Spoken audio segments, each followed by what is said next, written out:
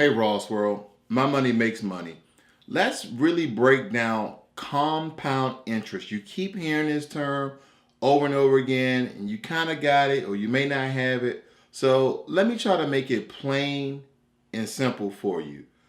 Compound interest is interest from the amount that you have in your account that's being compounded each year on itself. So what does that mean? So I would say that the best example would be this. Let's first off take simple interest. If you have $10,000 in your account and there's only simple interest and it grows at a 5% annual rate, at the end of that year, you will have $500. So now you have $10,500. Okay? So each year at that simple interest rate of 5%, you will just gain $500.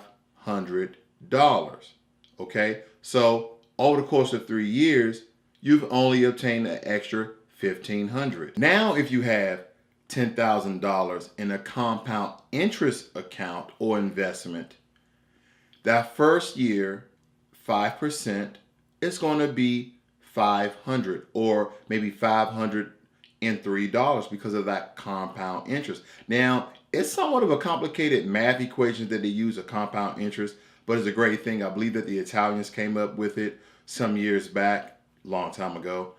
But that second year, okay, the interest that you made off that first year, the second year at 5% compound interest, it's going to be, instead of 500, now it's going to be around $525 because that interest is compounded on the next interest, still considering the first amount of $10,000, the principal, that initial amount.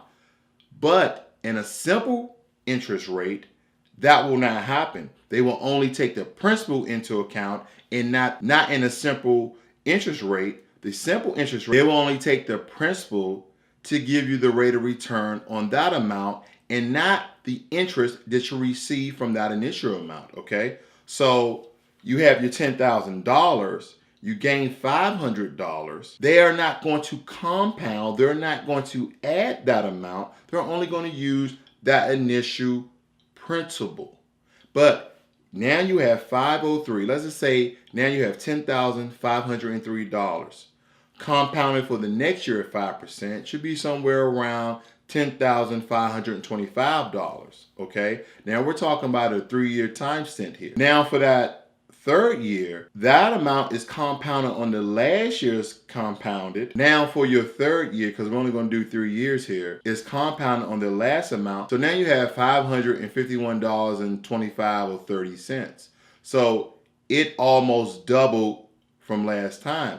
So as the years grow, so does the compound and the interest grow, which people love to say, this is the quickest way to obtain and create wealth, because it is. Because as we started off with 5% at 500, and as it compounded, okay, at the end of the year, we gained a couple more dollars.